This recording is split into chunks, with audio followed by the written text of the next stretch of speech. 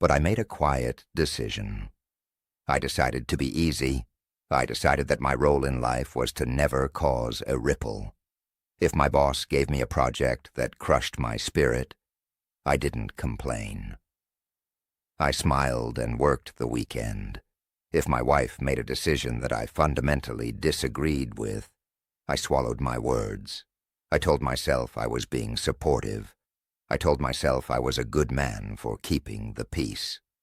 But peace that is bought with silence isn't peace at all.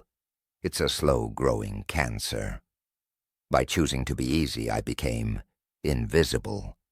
I taught everyone around me that my needs, my dreams, and my boundaries didn't exist. I built a life that was perfectly comfortable for everyone else while I was suffocating inside.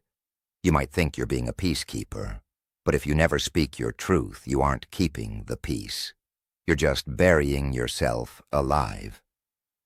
Then came the quiet choice of my career. I was a man of the 70s and 80s. We were told that a steady paycheck was the highest virtue. I had a talent for music. I could play the piano in a way that made people stop in the street, but I chose the insurance office instead. It was a quiet choice. No one forced me. I just looked at the benefits, the 401k and the security. I told myself I'd play music on the side, but the office eats your soul in small bites. You come home too tired to play. You start to value the mahogany desk more than the melody. I spent 40 years calculating risks for other people while never taking a single risk for myself. Now at 74, I have the money, but my fingers are too stiff to play the way I used to. The golden handcuffs are real, but they don't just lock your wrists, they lock your heart.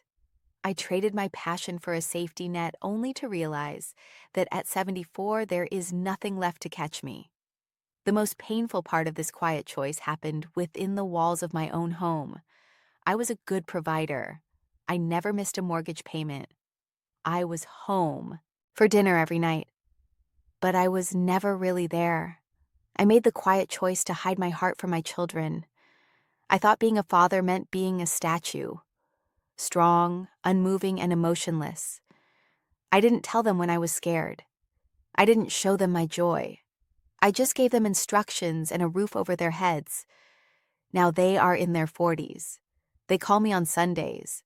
They are polite, but we have nothing to say. We are strangers who share a last name. They don't know who I am. And I don't know who they are because I chose the quiet path of distance over the loud path of vulnerability. If you are a parent, don't just provide for them. Let them see you. Let them see your mess, your tears, and your laughter. Don't leave them a house. Leave them a memory of a father who was actually a human being. At 74, I realized that my life was defined more by the no's I never said than the yeses I did. I said yes to every social obligation I hated. I said yes to family, traditions that felt hollow.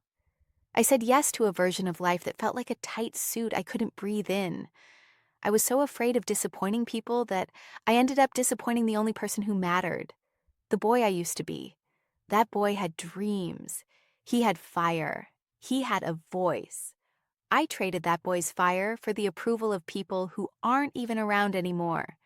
Every time you say yes to something you hate, you are saying no to your own soul. It's a quiet choice made in the moment to avoid a difficult conversation. But 40 years of those yeses adds up to a life that belongs to everyone but you. The people you are trying to please will eventually forget you. Don't betray yourself for the sake of a temporary comfort. Now the winter has arrived. My wife passed away 5 years ago. And in the silence that followed her departure, I realized the full cost of my quiet choice. Our marriage was good on paper, but we never truly touched each other's souls. We chose the quiet of a comfortable routine over the noise of a deep, messy connection. I sit in this living room, and the clock on the wall sounds like a hammer. Tick, tick, tick. Each second is a reminder of the time I spent being fine. How are you, George? I'm fine. That word fine is the most dangerous word in the English language. It is the anthem of the quiet choice. I wasn't fine. I was lonely. I was bored. I was aching for something more. But I chose to stay fine until the clock ran out. Don't be fine. Be angry. Be ecstatic. Be heartbroken. Be alive. Anything is better than the gray fog of being fine. I'm 74 years old.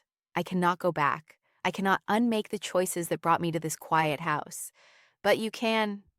If you are listening to this, you still have the power of the loud choice. You can speak up today. You can quit that soul-crushing job. You can tell your partner how you truly feel. You can take that piano out of the attic and play until your neighbors complain. Don't let the quiet choices steal your life. Don't wake up at 74 and realize that you built a perfect cage for yourself. Break the silence. Take the risk. Be the man or woman you were meant to be, not the one you were told to be. Thank you for listening to an old man's confession.